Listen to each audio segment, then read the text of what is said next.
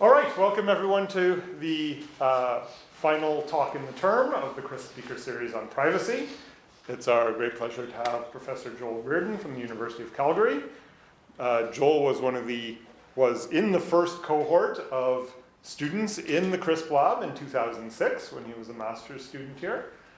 Since graduating with a master's from us, he worked at Google Zurich for a bit, then did a PhD at ETH Zurich, and a postdoc at UC Berkeley, and is now a faculty member at Calgary.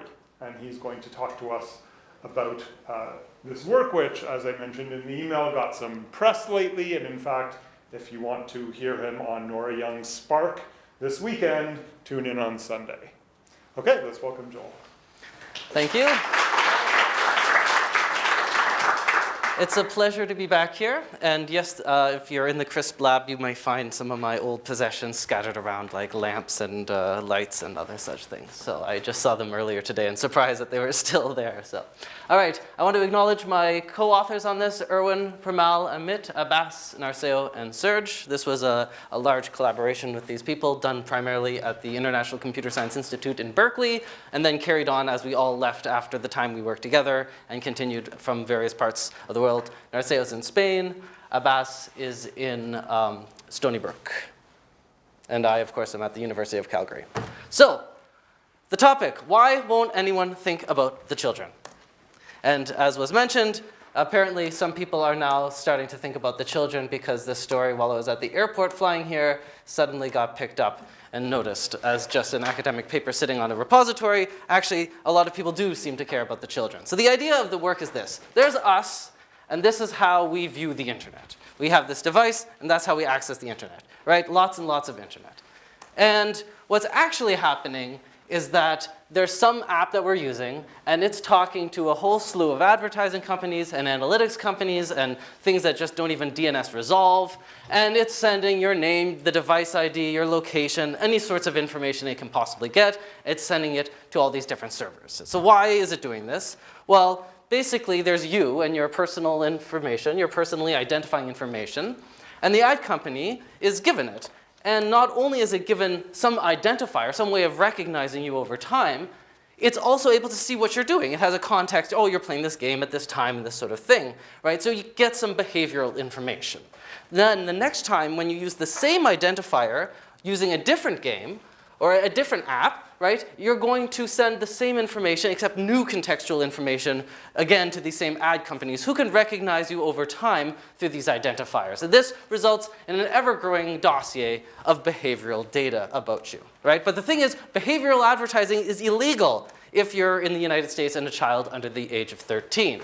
And as a result, you may have seen a lot of terms of service along the lines of, you must be 13 years or older, because it's easier to just outright ban them than to go through the work of complying with the law, because the law is pretty stringent and it is actually enforced. So the law that I'm referring to is called COPPA.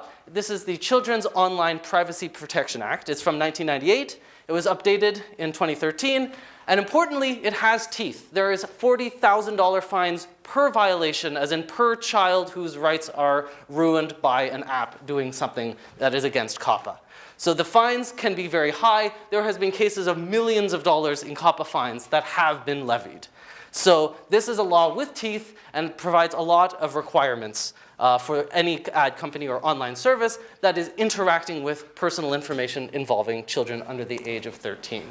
So what it protects children under 13 from behavioral advertising, from tracking, from the collection of any audio or video information, from the collection of any personal identifiers. There's some exemptions here. You can take a ability to improve your service exemption. There's some wiggle room in this regard, but it still requires verifiable parental consent. They recommend a letter in the mail, so not a click-through age gate or a hard math puzzle you have to solve to get past this, but really verified parental consent. They also require that if you're dealing with any personal information, you should take reasonable precautions to safeguard this data. You must make your privacy policies available and list all third-party recipients of any of the data that is sent about a child under the age of 13. Must be listed in your privacy policy.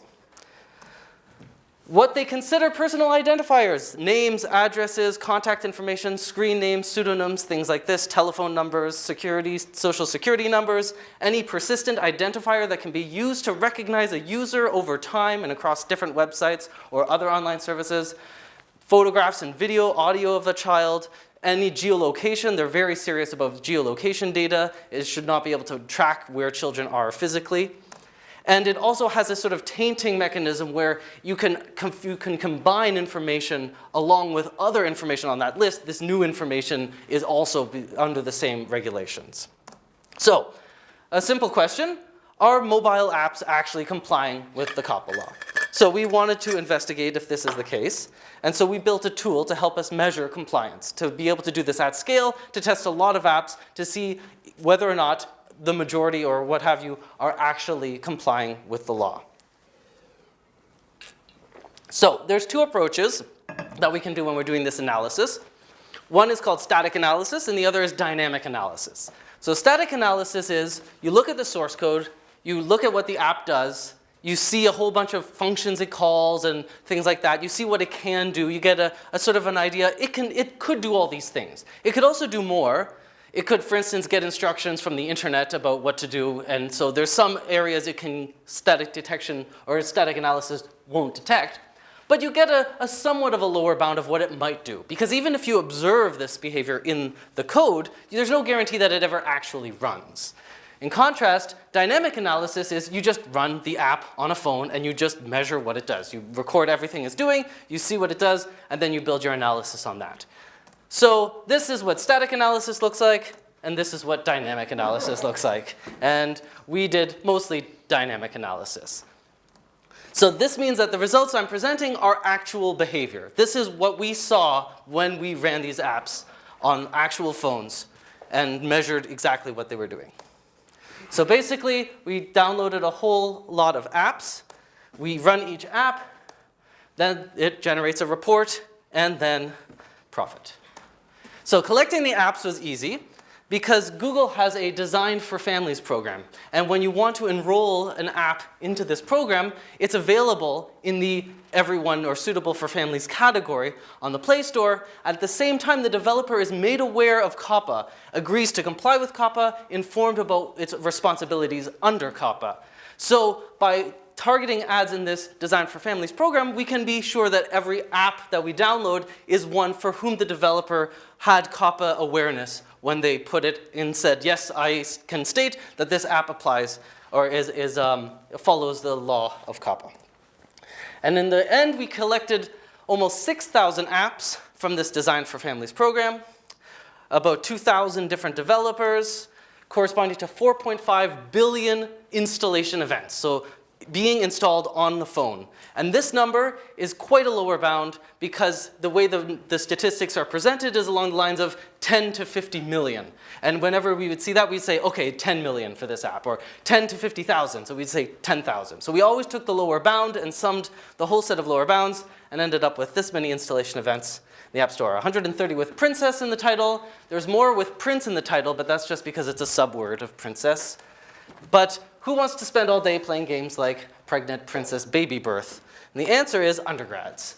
So, especially the ones that are making minimum wage, and minimum wage in Berkeley is over 16 Canadian dollars an hour. So we paid some undergrads to play these games, and it was actually miserable, miserable work. These games are not actually that much fun, and playing them for 6 hours in a go is not the greatest way, although it is decent remuneration.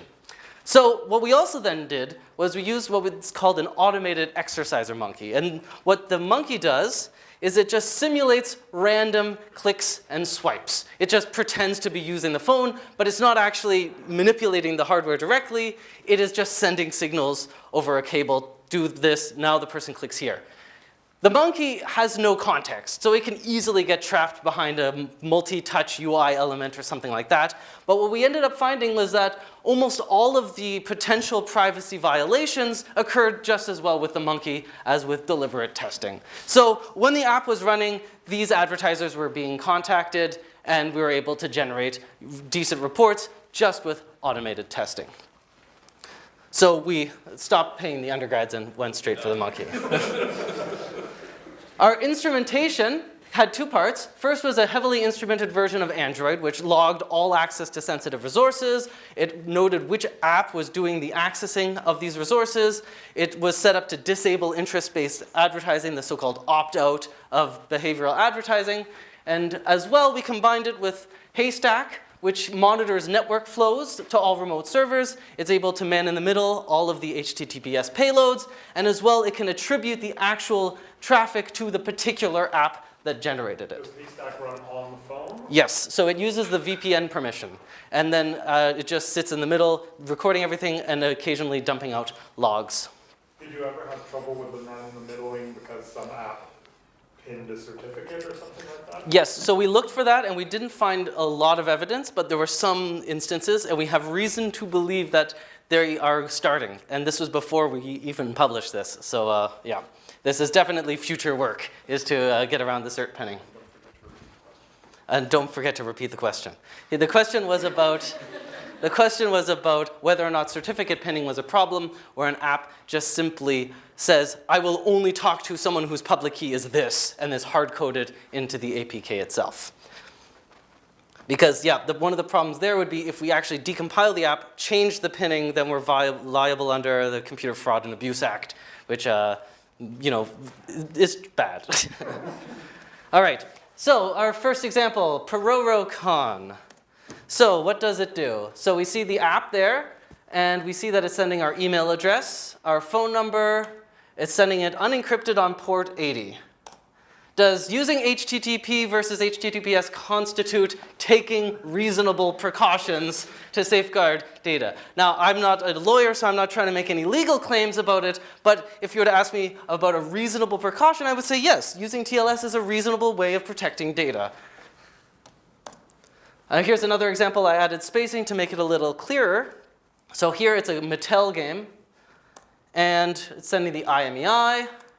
It's sending the Android ID, which is a serial number that you can only change by factory resetting it. Here we see the serial number again in this big blob. In fact, so what is happening in this huge amount? Well, it's sending the IMEI at the top, and then it's sending pairs of numbers after it. Then it sends the Android ID. So what are these extra numbers? Well, it's the MD5 of the IMEI, the SHA-1 of the IMEI, and the SHA-256 of the IMEI. And it's being sent twice, right? So is it that it's too hard to compute these functions at the server end? They're offloading it to people using a cell phone battery to do? Or they're really desperate to not lose any tracking information? I don't know. And why does it appear twice? Well, in this case, it's the MD5 of the Android ID, SHA-1 of the Android ID, SHA-256, but these are no longer paired while the first set is paired. Anyone have a theory? Anyone have an idea why that might be? Linking them together? Yeah.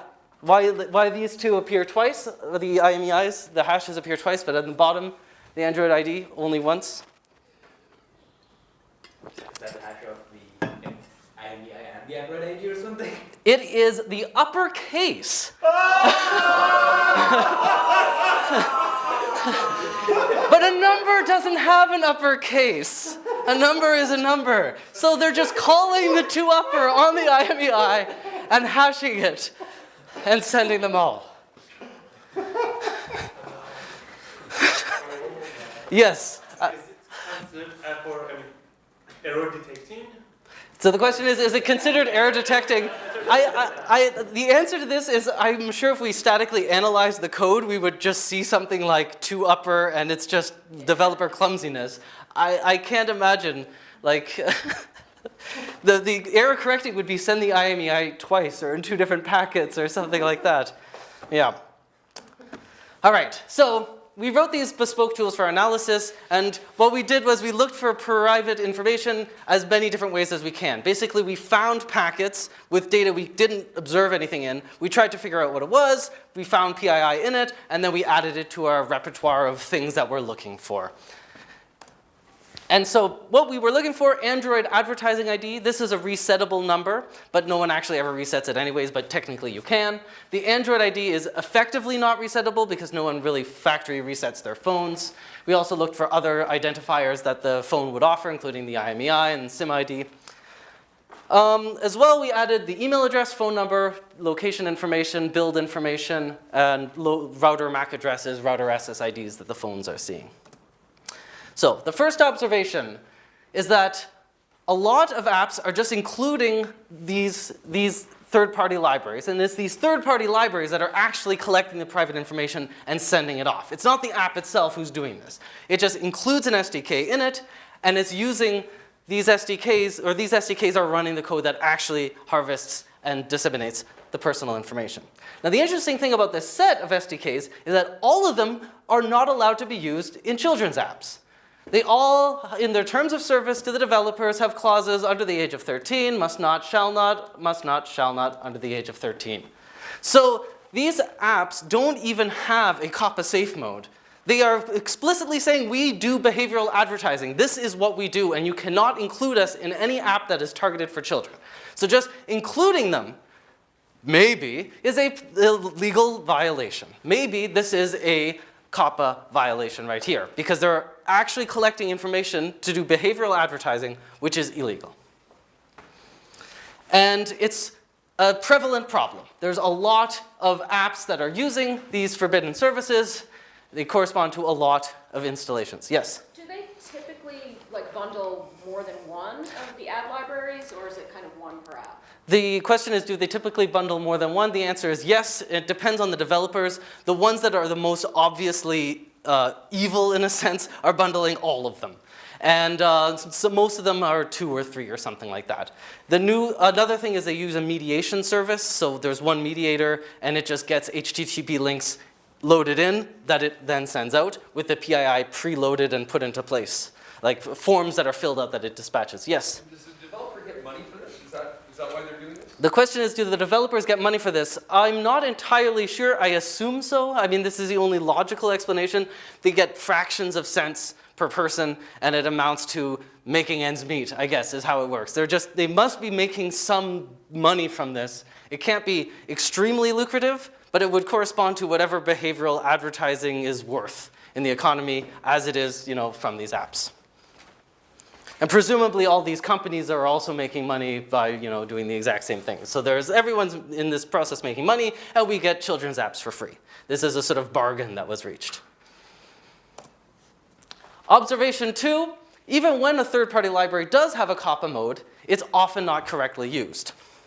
So among the apps that were contacting Facebook, we saw 75 with COPPA equals true, 342 with COPPA equals false, 27 with both at some point, and 836 with neither, no COPPA flag being set. So if we wanted to be extremely generous, we could say that 27% of the apps are failing, right? If Facebook doesn't get a COPPA flag, it assumes it's protected under COPPA just to be safe. In the worst case, if we don't want to be so generous, it's 94% of apps are not setting the COPPA flag. And remember, these are children's apps. These are not just apps at large. These are the specific set of children's apps. 94% contacting Facebook do not set COPPA equals true. And this may well be just developers mishandling of the SDK. Programming is hard. You make mistakes. You're making a product. There's deadlines and things like that. But it shows that there's a lack of support of developer tools to help them actually do this properly. For instance, this is the game engine Unity. When you're setting up your build, you can say, COPPA, information here, learn more about COPPA. This game is directed to children under the age of 13 in the United States. Simple interface. Does this work? Of the 5,855 children's apps, almost half were using Unity. 1,000, so a third, sent a COPPA compliant flag, which was more likely to be incorrectly set than correctly set. So again, 83.5% of Unity using apps. Next observation. COPPA was amended in 2013 primarily because location-based apps, location-based games were starting to become quite popular. Location in particular has no exemptions. It requires verified parental consent, recall letter in the mail parental consent. So our apps collecting location were we able to give parental consent, right? You have to remember this is just random clicks on a screen, so no opportunity for parental consent could possibly have occurred. Of the apps in our dataset, 706 declared a location permission. This just allows them to call location functions. It doesn't mean they will. We got this number from static analysis. So 700 apps said they may call location. They were given permission to call location. And we noticed that 4 actually call location-based functions. This number could be higher. Maybe the monkey didn't run the right blocks of code in the app. But at least 4% were actually getting the location from the system, of which 184 actually then sent it over the network, sent the location from the phone out into the internet. The most popular, yes? So could the app developers make the argument that our software could tell that it wasn't being used by a child because it was being run on an instrumented operating system, or it was being run by a monkey or something? And so if it had been run by a child, we wouldn't have collected this data, but you're not a child. And when you tested the software, it collected your data, which isn't illegal. So the question is, can the app recognize it's being in an instrumented environment and therefore make a legal claim that no one was harmed as a result? I think in our case, the data doesn't show anyone was harmed, right? There was no child that was actually working to do these experiments. But the thing is, if they were making this defense in a court, it would be easy to run the version of the app, which we saved, on a normal phone and man-in-the-middle proxy it not within the phone but outside, make sure the phone's not rooted, make sure the build's exactly the same, and I'm confident that the results would be the same. So they could make this argument. They might need to make this argument at some point, but it's certainly not something I would think would be of too much concern or have the ability to be to easily be refuted. Yes? You could also argue the dog's breakfast and hashing at the beginning shows they weren't that clever. That's right. So all the hashing at the beginning as well sort of indicates that they weren't. Mastermind. Not mastermind evil, yes. So the location was being sent to MoPub, 85 apps, but MoPub's terms of service clearly state it cannot be used in children's apps. So in this case, we wouldn't even need to man in the middle. We could just look at the fact that they're talking to MoPub completely opaquely and say, what's going on here, guys? Why are you running MoPub's API, SDK inside your app?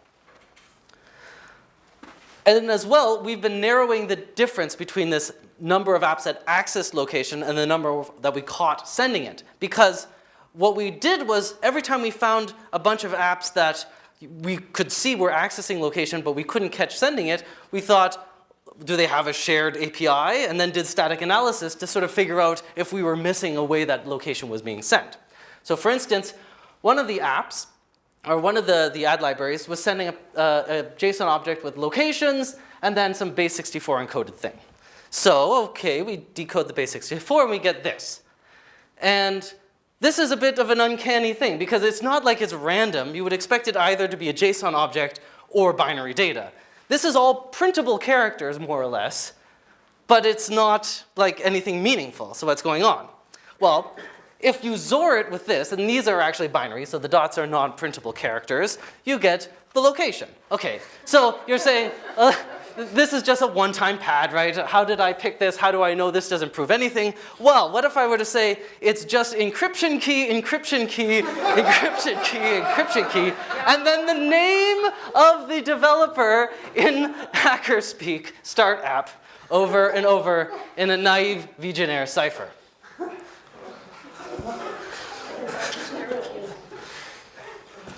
Other developers, they were just encrypting it with their own keys in AES. On top of using TLS to secure the transmission, they're also encrypting it. And of course, the keys are right there. So you just open it up, you search for AES, there's the key, and then you can find, okay, they're sending location, they're just encrypting it. So it was a little bit harder for us to see at first. In fact, the Vigenère took more work because that was like human work. Well, this is much more suitable to automation.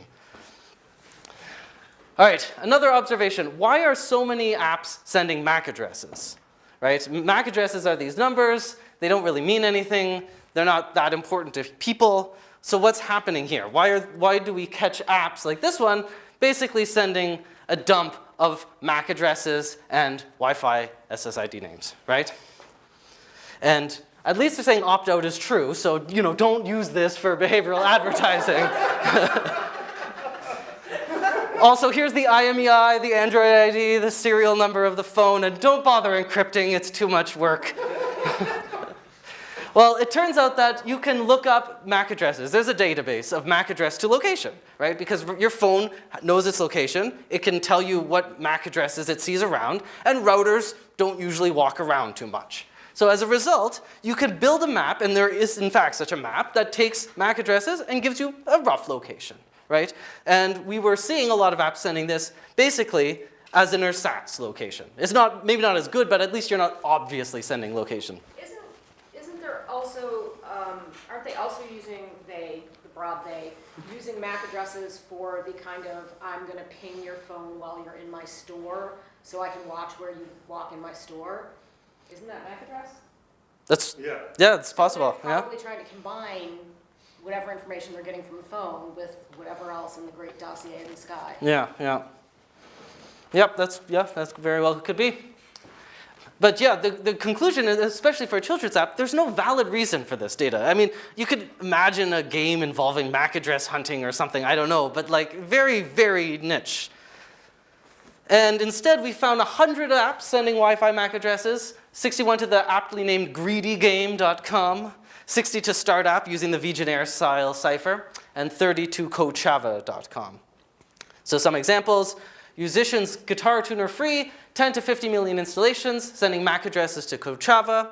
Disney, Where's My Water? 100 to 500 million installations. Signed off by Disney to say, yes, this app represents our brand. Sends router SSIDs to Coachava. Here it is.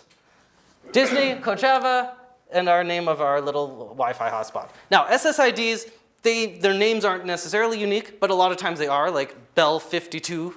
So in a sense, these names can act as a way of doing location, though not as perfect as a MAC address.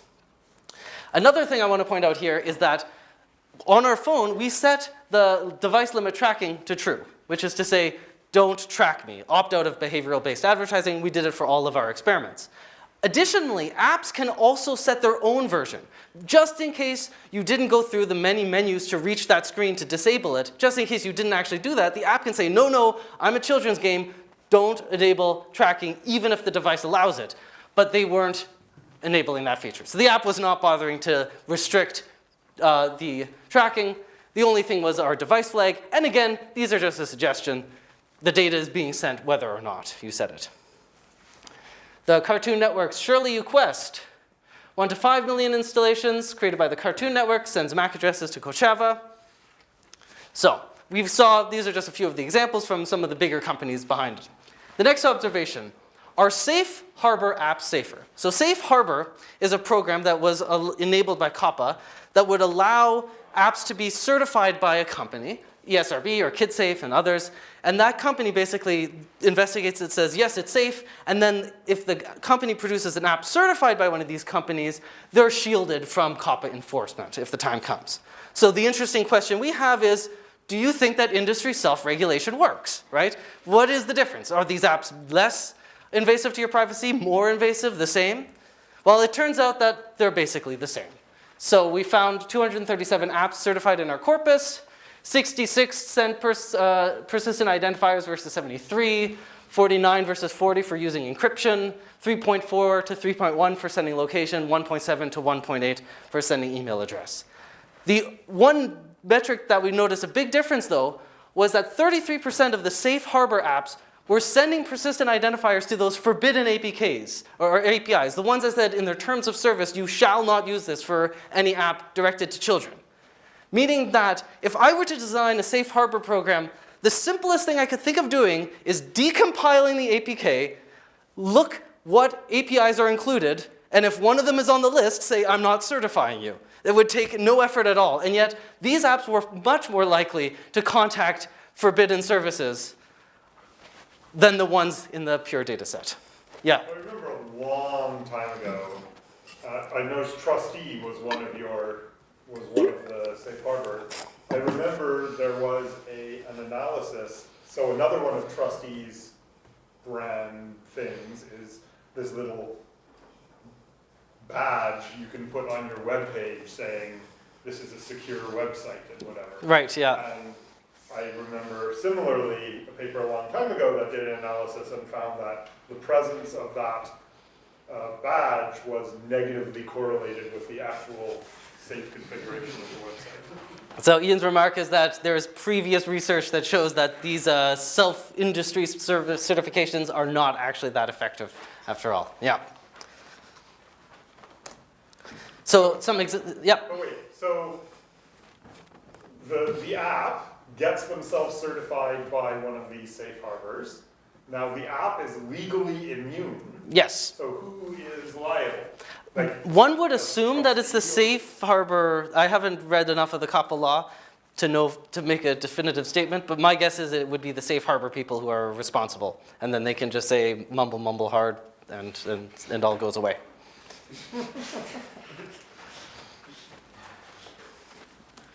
So some examples: BookMine, certified by Trustee, sends location data to BookMine, not disclosed in the privacy policy. Family Time, parental controls and time management app, certified by KidSafe, sending email addresses to AppNext, which is an advertising SDK, which says that you shall not provide AppNext any data regarding children under the age of 13, and is further not listed in the privacy policy. NFL Emoji, certified by Trustee, sends emails to Kochava, not mentioned in the privacy policy. RailRush, certified by KRU, states in the privacy policy that it does not disclose personal data of users under 13 years of age to any third parties. That's great for the 50 to 100 million installation events that they're taking such great precautions. Unfortunately, they're sending location to 2 different servers, unencrypted to MoPub. They're sending email addresses to Fuel Powered, which does not knowingly connect information from children under the age of 13. Sending the Android ID to Flurry and Fuel Powered, and the advertising ID to MoPub, Liftoff, and a whole slew more. The advertising ID is sent all over the place. It is the most frequently traded commodity in this market, which is what I want to get to now, the one identifier to rule them all. Basically what happened was Google noticed all of these identifiers were being used, and really there should just be a advertising ID. They're being used as ersatz ways of tracking people, but let's just have an advertising ID.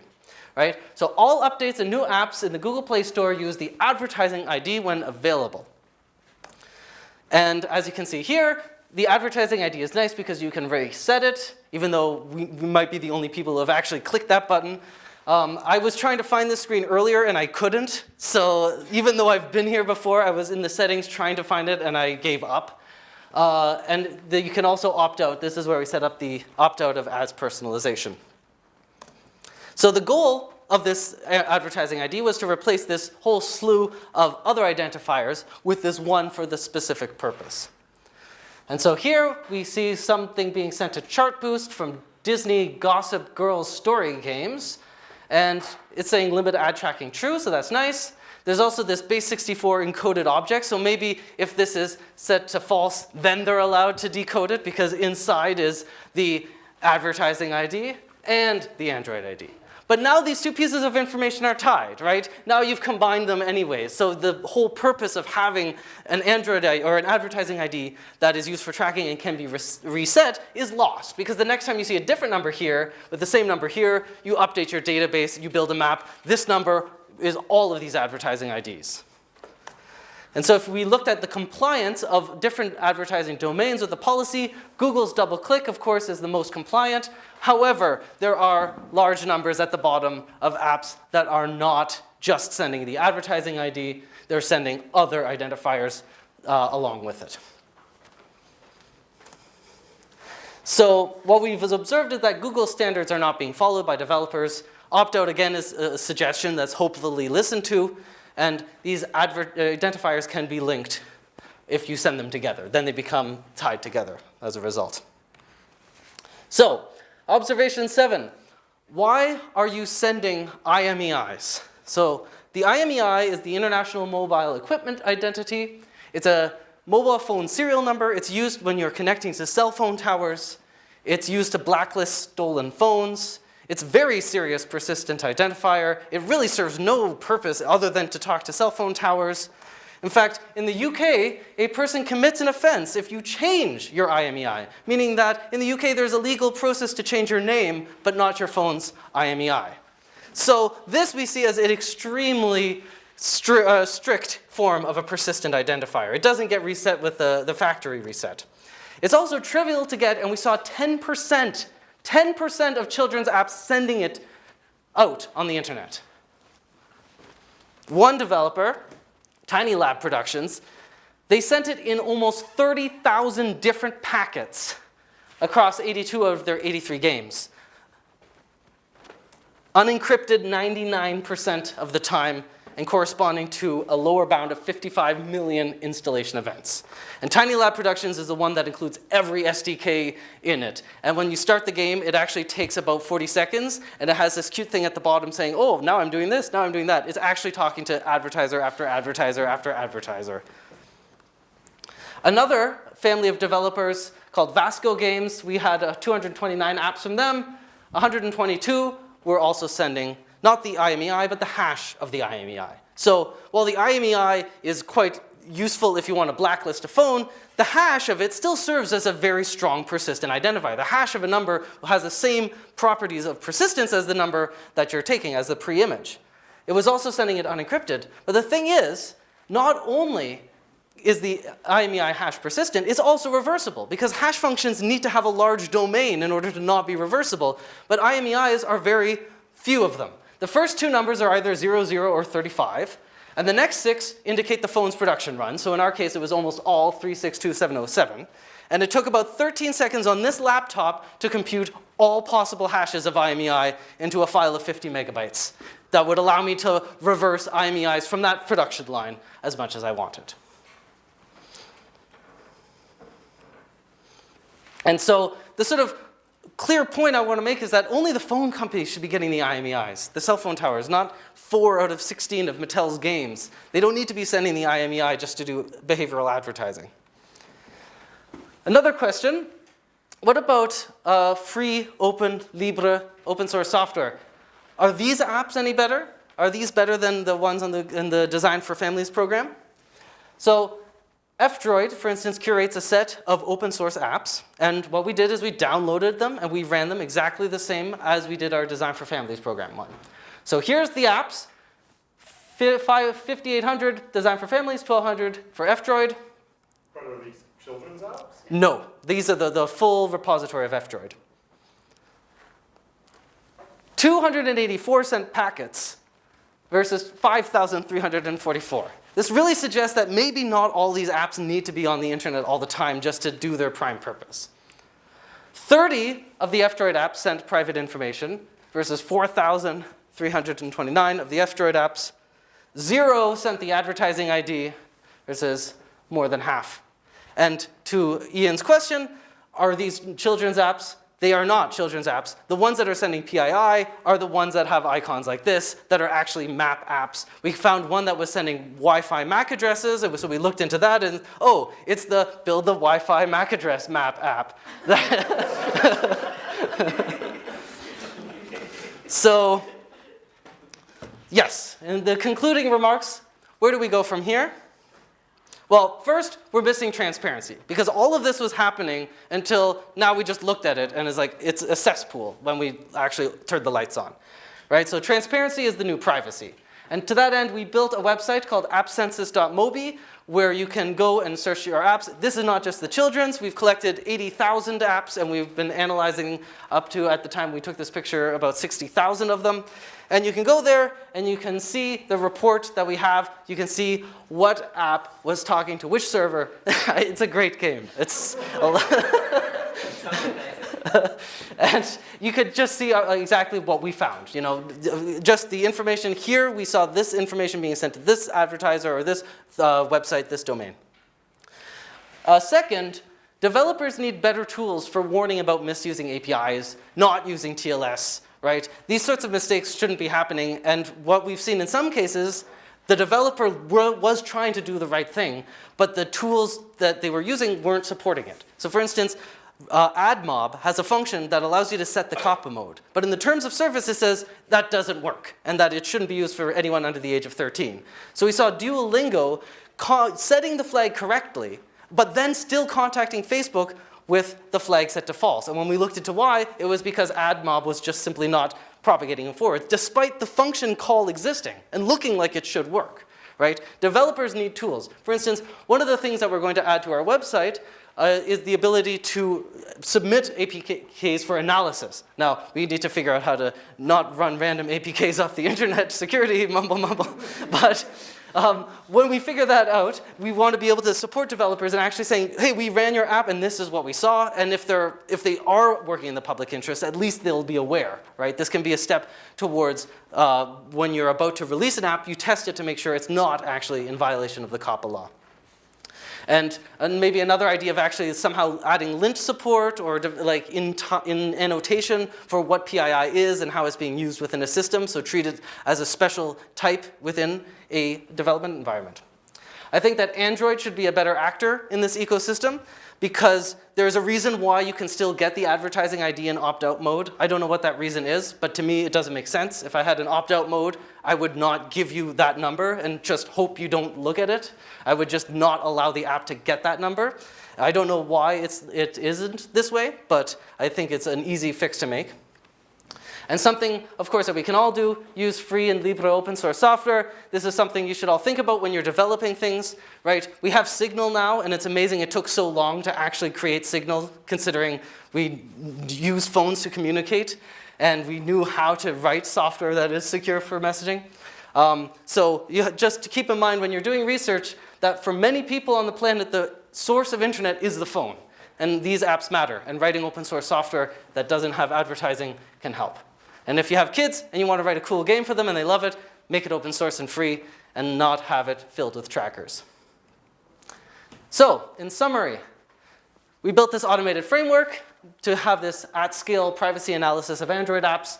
For the work in this paper, we focused on the subset that are subjected to COPPA because then we could find observed behavior that we would see is not in compliance with the law. We found a large number of potential violations of COPPA, including location information and other persistent identifiers being sent to third parties. And again, I want to thank my co-authors for this work. And I'm happy to take your questions.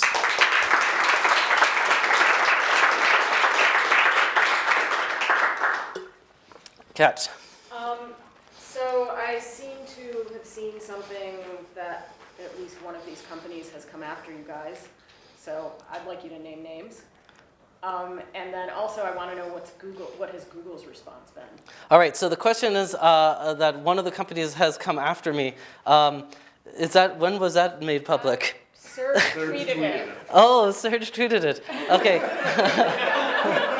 So, but that was like a week ago. Yeah. He asked not to name names, but I'll tell you at dinner. Okay. But in general, what is the response? Well, I want to know Google's response. Yeah, so I haven't been contacted by Google, and I don't think Serge has either, but Google has released a public statement thanking us for our work and saying that this is very important to keep the Android ecosystem safe and that they're taking it very seriously and looking into it. And I do want to also point out that Android does get more scrutiny because it is an open society, right? In the same way democracies get more scrutiny. And we could have done this at enormous more cost and pain on the iPhone platform. And when we did do individual testing, we found pretty much similar results. These apps are contacting the same domain. So we have no reason to believe Apple is somehow a better actor necessarily, but we just didn't do the kind of large-scale analysis because it's not an open platform.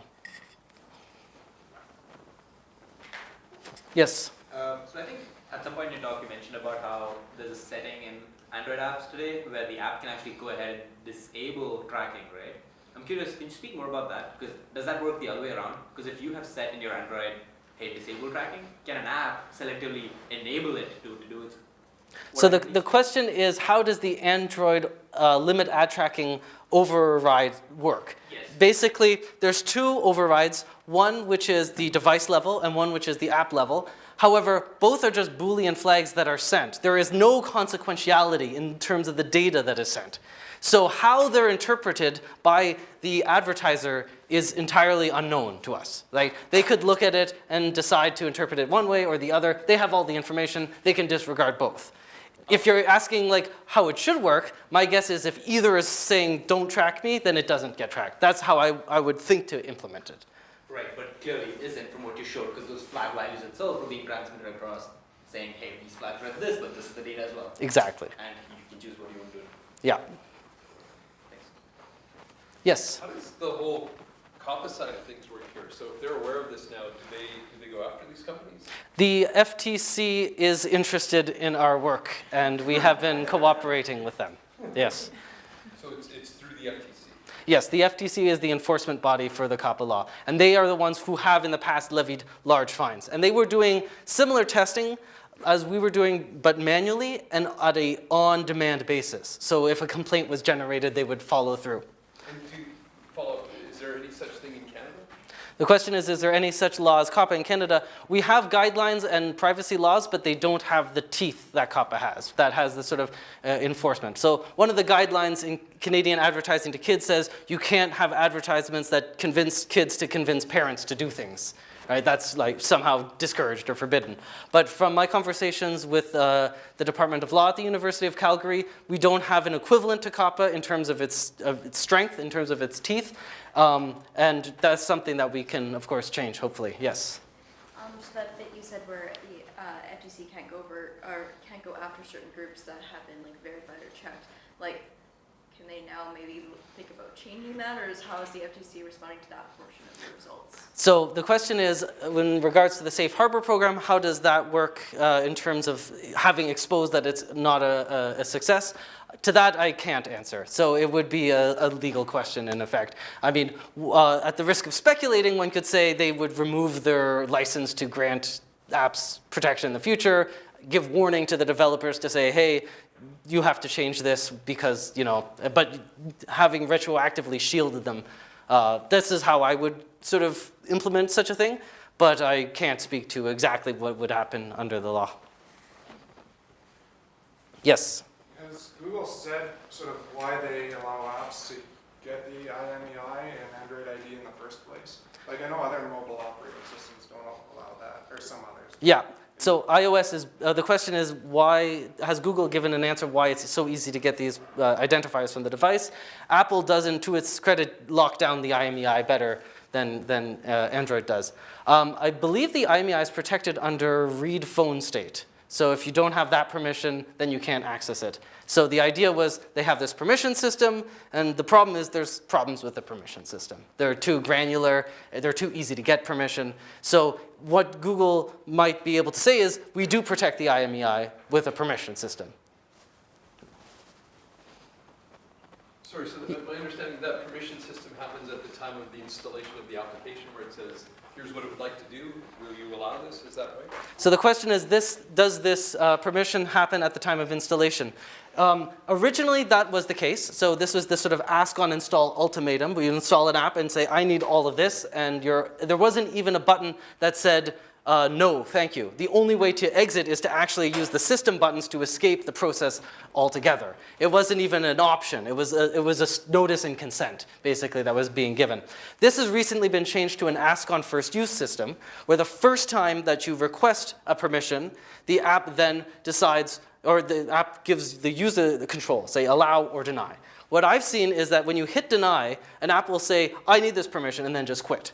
So it's still able to trigger the ultimatum. And another line of research that I've been working on is building better permission systems in this way, having more of a usable way of denying it. So for instance, when you deny access to contacts, all of the contacts created by that app can still be read and written to and deleted. So you have a sense of like, the app can still function as best as possible while sandboxed against all of the contact information on the device altogether. So I'm trying to understand here, have people, when they install these, children's apps, or when they first run it, are they asked, will you allow phone identification, and do they say no, and then despite that, it's still getting sent? So the read phone state is probably automatically granted and not prompt on. Yeah.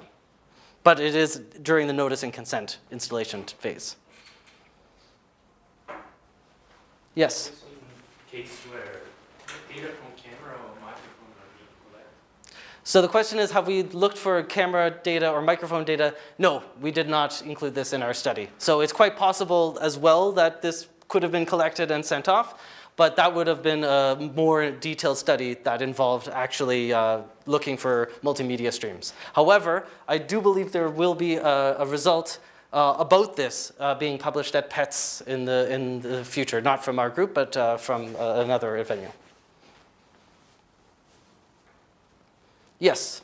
You stated that one of the limitations of static analysis was that an app could potentially gather additional code or instructions from the internet and execute that. Did you see any evidence of that, or did you look for it? Yes, so the question is, during static analysis, you can't tell if an app might get instructions from the internet and then act on it. The answer is yes, in fact, we did see this. So there's a bunch of ad mediators. So instead of having to have all of the advertising libraries in your app, it just says to the internet, here's my Android ID, here's my advertising ID, give me a link to click. And then it gets back a link to an advertising library that it doesn't even have included in it. And then it gets the ad from that link. So in this sense, I couldn't tell you for sure that a game would not talk to Mopub, for instance, because it could just talk to someone who says, hey, here, talk to Mopub, and this will happen dynamically. And yes, we've seen evidence for this. And it's something we want to study in the future, actually, because this sort of static versus dynamic and how these ad mediators influence it. Questions? Okay, let's thank Joel for his great talk.